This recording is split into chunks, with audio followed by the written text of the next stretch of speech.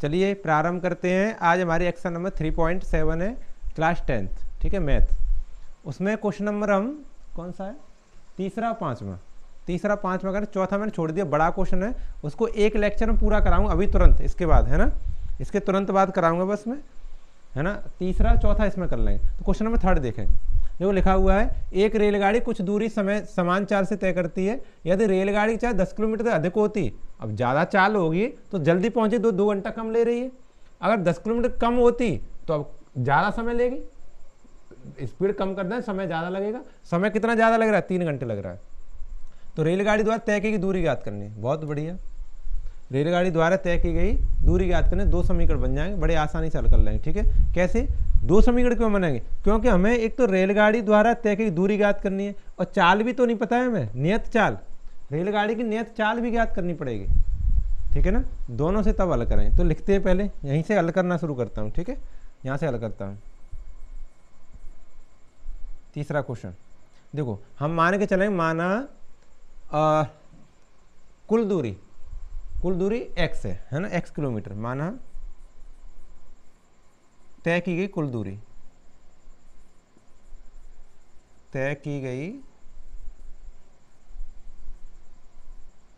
रेलगाड़ी द्वारा तय की गई कुल दूरी x किलोमीटर। ठीक है, अच्छा, रेलगाड़ी की नियत चाल ये भी मान रहे हम, रेलगाड़ी की नियत चाल, नियत मतलब फिक्स, नियत चाल वो 22 किलोमीटर प्रति घंटा। सही है। अब समझो ध्यान से, अगर हमारा ये तय की गई दूरी x है और रेलगाड़ी नियत चाल 22 है, तो समय कितना लगेगा? समय बराबर फॉर्मूला होता है मेरा दूरी बट्टे चाल, है ना। तो नियत चाल से लगा समय, नियत चाल से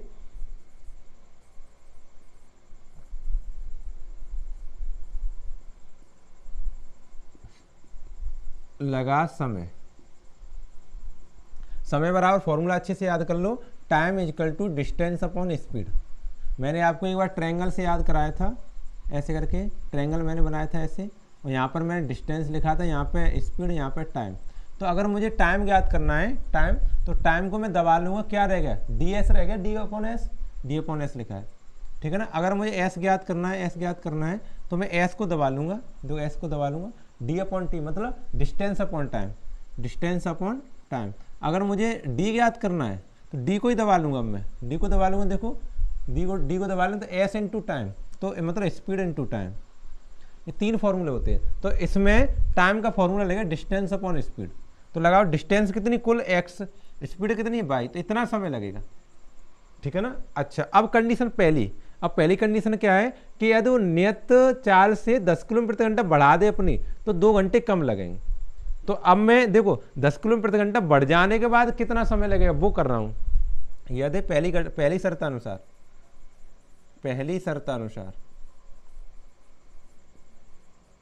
शर्त क्या कह रही है, यदि रेलगाड़ी की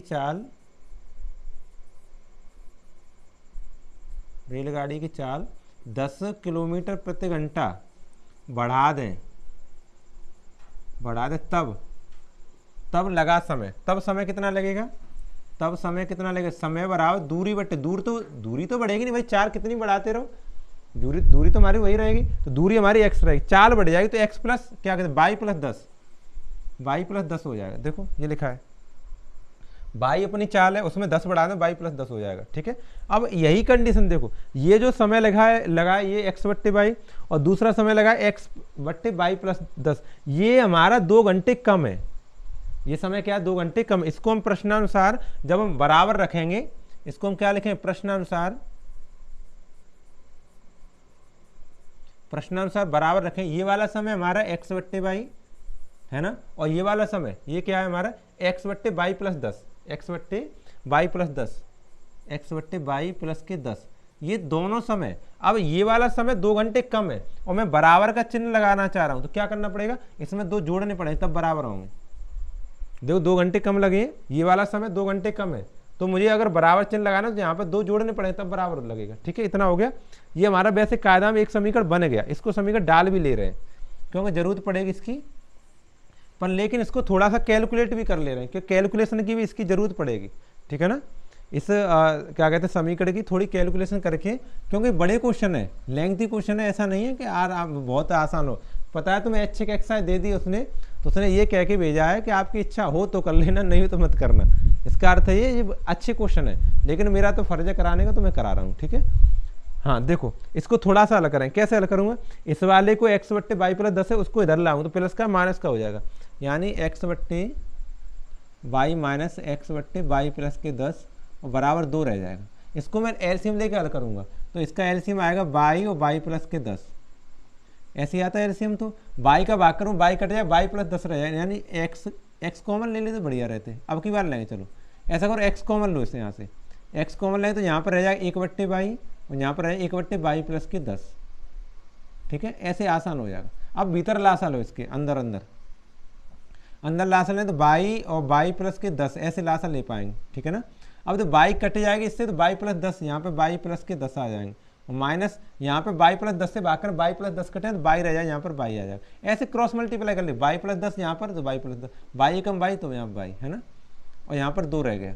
इसमें देखो बाई से बाई कट जाएगा, अब ऊपर एक्स रहेगा, 10 रह गया, यानी एक्स गुणा 10 तो ऊपर रह गया, और नीचे देखो बाई का बाई में गुणा करें तो बाई स्क्वायर, और बाई का 10 में करें तो 10 बाई, और बराबर 2 के नीचे 1 लगाओ, क्रॉस मल्टीप्लाई करना है। आप ऐसा करो 2 से 10 काट लो, ऐसे 2 से 10 काटो 5 बार, तो अब रह गया ऊपर 5x, एक्स का 5 में गुणा कर 5x, और नीचे बाई स्क्वायर प्लस के 10 by equal to 1/1, cross multiply करो अब, तो 5x बराबर बाई स्क्वायर प्लस 10 बाई बट्टे में कछुना, बट्टे में कछुना है। अब की बार है, अब x की वैल्यू ज्ञात करूँ तो भाग कर दूंगा 5 का, तो x बराबर बाई स्क्वायर प्लस 10 बाई बट्टे में 5। एक वैल्यू हमारी ये आ गई।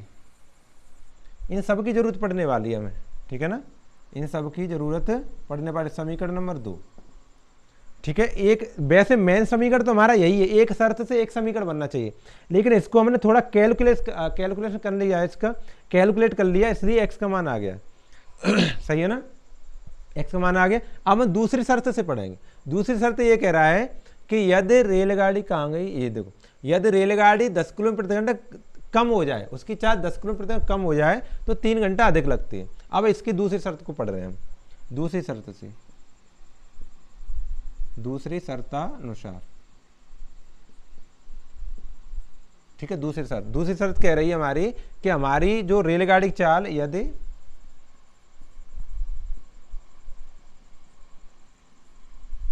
रेलगाड़ी की चाल क्या कहते हैं 10 किलोमीटर प्रति घंटा कम कर दें, कम हो जाए तब समय कितना लगेगा, तब ये गाड़ी तो तय समय लगेगा हमारा, मतलब उसी दूरी को तय करने में लगा समय। दूरी तो हमारी x है, और 10 किलोमीटर प्रति घंटा कम कर देंगे तो चाल हो जाएगी हमारी बाई माइनस के 10, इतना समय लगेगा, ठीक है। तो समझो ये जो समय है 3 घंटे कम है, उसने कहा यहाँ पर 3 घंटे कम है, यानी ये वाला जो पहला वाला समय है x बट्टे बाई, और जो x बट्टे बाई माइनस 10, ये 3 घंटे कम है। इसको अगर तुम प्रश्नानुसार बराबर रखोगे, प्रश्नानुसार जब इसको बराबर रखेंगे, x बट्टे बाई और यहाँ पर x बट्टे बाई माइनस के 10 को बराबर रखना चाहोगे, तो इसमें 3 घंटे क्या है अधिक है, तो 3 घंटे कम करने पड़ेंगे। बराबर चिन्ह लगाओ तो इसमें 3 घंटे कम कर लें, तभी तो दोनों लोग बराबर होंगे। ये 3 घंटे ज़्यादा है, इसमें 3 घंटे कम कर दें तो बराबर हो जाएंगे, ठीक है। बस इतनी बात। इसको समीकरण में 2 डालो, समीकरण 3 सॉरी, दूसरा तो हमने एक एडिशनल बना लिया है ना, दूसरा समीकरण में एडिशनल बना लिया, हमें आगे भविष्य में काम देगा इसलिए, ठीक है। अब समझो ध्यान से, समीकरण 1 से, समीकरण 2 से, 3 से, देखो ये भी x बट्टे बाई की वैल्यू है, ये लिखा है, और ये भी x बट्टे बाई की वैल्यू ये लिखा है, तो हम समीकरण 2 और 1 और 3 से दोनों को बराबर रख सकते हैं, या फिर एक और बात, समीकरण 1 से x बट्टे बाई का मान यहाँ पे लगा दो, ये वाला वैल्यू यहाँ लगा दो यहाँ पर, ठीक है ना। देखो यहाँ लगा के देखते हैं, काफी अच्छा क्वेश्चन है, मजबूत, ऐसे क्वेश्चन आनंद आता है, मजबूत क्वेश्चन होता है, मजबूताई में करो, अच्छा लगता है ना। देखो यहाँ से समीकरण 1 से x बट्टे बाई का मान, ये इसको उठाकर मैं यहाँ लगा रहा हूँ, x बट्टे बाई की जगह, समीकरण 1 से, समीकरण 1 से x बट्टे बाई का मान मान रखने पर इस बार समीकरण इसी में चल रहा है, उसी में, ठीक है। रखो x बट्टे y प्लस 10 और प्लस के 2 बराबर, अब इसकी जगह पर लग गया। अब इधर वाले को x बट्टे y माइनस के 10 और माइनस के 3, सही है। अब इसकी कैलकुलेशन करेंगे तो इसको कैलकुलेट करेंगे। ये जो x बट्टे y माइनस 10 है इसको इधर लेके आओ तो प्लस का है माइनस का हो जाएगा। x बट्टे y प्लस 10 माइनस का x बट्टे y minus 10 equal to minus का 3 तो है ही है, ये प्लस का 2 है, ये भी माइनस का हो गया। अब इसमें से x कॉमन लो, x कॉमन लेके इसको हल करेंगे। 1 बट्टे y प्लस के 10 और माइनस 1 बट्टे y माइनस के 10 और कोष्टक बंद, ये माइनस का 5 हो गया, ठीक है ना, माइनस का 5। अब इनका एलसीएम लेंगे दोनों का, ये एलसीएम लेंगे तो एक तो y प्लस के 10 हो जाएंगे यहाँ पर, है ना, ये y माइनस के 10 हो जाएंगे। दोनों लिखने पर अलग अलग, ये प्लस वाला कटे माइनस वाला रहे तो यहाँ पे माइनस वाला आ जाएगा, और माइनस चिन्ह ये माइनस वाला कटे अब प्लस का रह जाएगा। लेकिन लफड़ा देखो यहाँ पे y प्लस 10 तो लिख रहा हूँ 10, लेकिन प्लस नहीं रहेगा क्यों, ये माइनस का चिन्ह है ना, आगे वाले चिन्ह को बदल देगा, नहीं तो कोष्टक लगा के एक और स्टेप लिखना पड़ेगा। इससे अच्छा है कि मैं यही बता दूं, माइनस का चिन्ह आगे वाले चिन्ह को बदल के माइनस कर देगा, कर दिया ना, यहाँ पर रह गया माइनस के 5। देखो इसमें अब y से y कट जाए, ऊपर माइनस 10 माइनस के 10 माइनस के 20 हो जाएंगे, यानी x बराबर ये x गुणा माइनस का 20, और नीचे देखो गुणा करो, एक बार जुड़ रहा है एक बार घट रहा है, y प्लस 10 y माइनस 10, तो y का उसके पहले वाले पद का a स्क्वायर b स्क्वायर, ये फॉर्मूला होता है। एक कोष्टक में a प्लस बी हो और एक कोष्टक में a माइनस बी हो, तो हमारा फॉर्मूला होता है a स्क्वायर माइनस का b स्क्वायर, ठीक है ना, यानी पहले पद का स्क्वायर y का स्क्वायर और 10 और माइनस का दूसरे पद यानी 10 का स्क्वायर बराबर माइनस का 5 है, इसके नीचे 1 लगा लो। देखो 5 से 20 कट सकते हैं, माइनस से तो माइनस कट सकता है, और 5 से 5 चौक 20 4 बार, यहाँ 4 को x में गुणा करें 4x आएगा, 4x नीचे y स्क्वायर माइनस के 10 का स्क्वायर 100 बराबर 1/1, क्रॉस मल्टीप्लाई करेंगे ऐसे करके, तो 4x बराबर y स्क्वायर माइनस के 100, ठीक है। अब देखो 4 का भाग कर दो, x का मान आ जाएगा, x बराबर y स्क्वायर माइनस के 100 बट्टे में 4, सही है यहाँ तक। अब देखो हमने x का मान ज्ञात कर लिया था, तभी तो मैंने किया था, x का मान उठा के समीकरण 2 से यहाँ लगा देंगे, ठीक है ना। तब हमारा इसे 18 आप नोट कर लो, फॉर्मूला नोट करना चाहते हैं तो, ठीक है। यहाँ पर समीकरण 2 से x का मान रखने पर, ये मैं समझ ना, मैं इतना बड़ा सवाल कर रहा हूँ, कहीं भी देखना तुम बड़ा ही सवाल है, और तभी आनंद आ रहा करने, नहीं तो आनंद ही नहीं आता। देखो x का मान रखेंगे यहाँ से, x का मान हमारा y स्क्वायर प्लस 10y बट्टे 5, हमारा x का मान है y स्क्वायर 10y बट्टे 5 इजकल टू, ये यहाँ पर देखो यहाँ लगाया मैंने x का मान, और राइट हैंड साइड वाला लगाएंगे y स्क्वायर माइनस के 100 बट्टे में 4, सही है ना। क्रॉस मल्टीप्लाई करो इस तरह से, ऐसे 4 का y में करें 4y स्क्वायर, 4 का 10 में करें 40y, 10 चौके 40, इधर करो 5 का y तो 5y स्क्वायर, 5 का 100 में करो तो 500, ठीक है। अब द्विघात समीकरण बनाओ, लेके आओ इधर लेके आओ, तो 4y स्क्वायर, इधर प्लस का 5 है माइनस का हो गया 5y स्क्वायर, इधर देखो 40y लिखा है, सही लिखा है, ओके, माइनस के 500 प्लस के 500 हो जाएंगे बराबर 0 रह जाएगा, ठीक है। 5y में 4y तो माइनस का 5 है, तो माइनस के y स्क्वायर बचेंगे, यहाँ पर 40y बचेगा, और यहाँ पर प्लस के 500 बराबर 0। ये माइनस से आगे थोड़ा दिक्कत कर रहा है फैक्टर करने में, माइनस से मैं गुणा कर दे रहा हूँ पूरे में, माइनस से गुणा करूंगा तो माइनस है वो तो प्लस हो जाएगा, और प्लस है वो माइनस हो जाएगा, प्लस है वो माइनस बराबर 0। बस अब करना है तो फैक्टर, गुणा करके 500 आ जाए, जोड़ के 40 आ जाए, तो ऐसी कोई संख्या देखो गुणा करके 500 और जोड़कर 40 बन सकती है, बन जानी चाहिए। फैक्टर करके देखो पता चल जाएगा, 16 करके देखो, 2 से करो 250 बार, और 25 15 ना है, फिर 2 से करो 125 बार, फिर 5 से करो, 5 से 5 10 55 25, फिर 5 से करो 55 25, फिर 5 से करो 5 1 5, तो बनाओ 5 10 घटा के 40, भूल गया मैं। देखो ये माइनस का चिन्ह है, घटा के 40 आना चाहिए, जोड़कर 500 गुणा करके 500 घटा के 40 करके देखो, 55 25 25 दूनी 50 और 50 में 10 जाएगा 40, सही है, 50 और 10 हो जाएगा, सही है। देखो बनाओ, वाई स्क्वायर माइनस के 50y माइनस के 10y और माइनस के 500 बराबर 0। ये तो माइनस का चिन्ह है, माइनस चिन्ह आगे वाले चिन्ह को बदल देगा, यही तो मैं सिखाता हूँ हर बार, माइनस का चिन्ह आ रहा है तो आगे वाला चिन्ह बदलेगा। तो वाई स्क्वायर बराबर माइनस 50y तो सही है, माइनस माइनस प्लस का 10y हो गया और माइनस 500 बराबर 0। ठीक है, इन दोनों में अलग कॉमन लेंगे, इन दोनों में अलग कॉमन लेंगे। तो इनमें देखो यहाँ पे y ले लिया कॉमन, तो यहाँ पे y माइनस के 50 रह गया, और यहाँ पर 10 कॉमन ले लिया तो यहाँ पे y माइनस के 10 से करेंगे 50 रहे बराबर 0। ठीक है, बस लगाओ, ये y माइनस के 50 एक क्वेश्चन में लिख लिया और y प्लस के 10 बराबर 0, एक एक करके 0 के बराबर रखो, तो y माइनस के 50 बराबर 0, तो बराबर y बराबर कितना आ गया, धन के 50। एक और रखो इधर वाला, y प्लस के 10 बराबर 0, तो y बराबर कितना आ गया, माइनस का 10। ये हमारा अमान्य नंबर, y की वैल्यू अमान्य, देखो ये लिखा है हमने चाल मानी है y, है ना, चाल ही तो मानी, और चाल यहाँ पे माइनस कैसे आ जाएगी, अब पीछे लुढ़क तो रही है ना, तो ये गलत है, ये अमान्य, इसको आग्राह पढ़ते हैं, कभी कभी आग्राह पढ़ सकते हैं या फिर अमान्य वैल्यू पढ़ सकते हैं, अमान्य मान है, इसको नहीं माना है, ये माना है। तो y क्या आ गई हमारी, y आ गई रेलगाड़ी की चाल, ये वैसे हालांकि पूछा नहीं फिर भी आ गई, अतः रेलगाड़ी की चाल आ गई y, रेलगाड़ी की चाल, हमें तो दूरी पूछे, दूरी ज्ञात करेंगे, चाल है 50 किलोमीटर प्रति घंटा, y का मान 50 किलोमीटर प्रति घंटा। y का मान कहीं भी रख दो जहां तुम्हें सरल लग रहा है, कहाँ लगाएं, देखो एक तो ये यहाँ लगा सकते हो, एक यहाँ पे यहाँ लगा सकते हो, समीकरण इसमें लगा, समीकरण 2 में, y का मान समीकरण 2 में, y का मान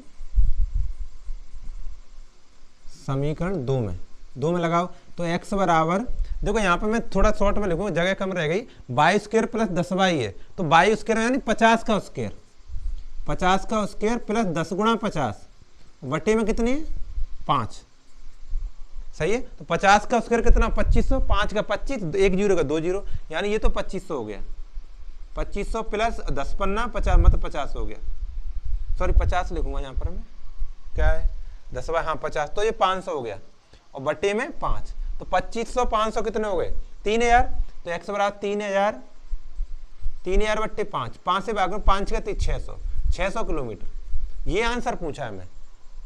रेलगाड़ी द्वारा तय की दूरी, देखो कुछ दूरी दी थी ना, यही तो पूछा था, रेलगाड़ी तय की दूरी, तो दूरी हमारी 600 किलोमीटर आ गई, दूरी 600 किलोमीटर आ गई, और रेलगाड़ी चाल अगर पूछता तो y का मान 50 किलोमीटर प्रति घंटा आ गया। ठीक है ना, ये हमारा क्वेश्चन है, इतना बड़ा अच्छा खासा क्वेश्चन है, ऐसे ही क्वेश्चन में आनंद आता है हकीकत में देखा जाए तो।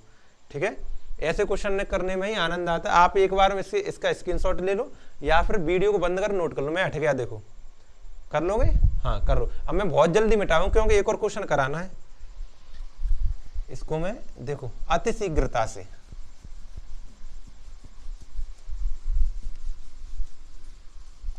समझ में आ गया होगा आपके सभी को।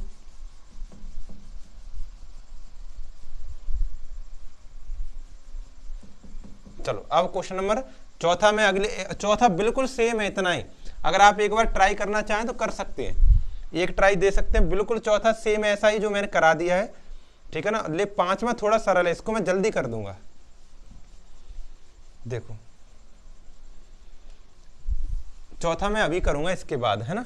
देखो 5वां लिखा है, एक त्रिभुज सीक, ये दिया है इसमें, एक त्रिभुज है, 5वें को हल कर रहे हैं, एक त्रिभुज के लिए ABC है कोई त्रिभुज, 3 कोण है उसमें, और इसमें देखो कोण C बराबर 3 कोण B के और बराबर 2 ब्रैकेट में कोण A प्लस कोण B, ऐसे है।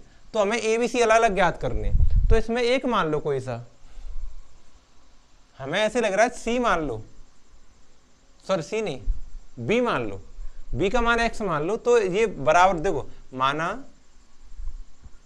कोण B बराबर X मान लिया, तो देखो ये दोनों आपस में बराबर है कि नहीं, तो कोण C बराबर है 3 कोण B, ये तीनों लोग बराबर, कैसे भी बराबर रख सकते हो आप, इसको इसके बराबर रख लो, इसको इसके बराबर रख लो, इसको इसके बराबर, कैसे भी रखो, तीनों लोग बराबर है, तो मैंने इन दोनों को बराबर रख लिया यहाँ।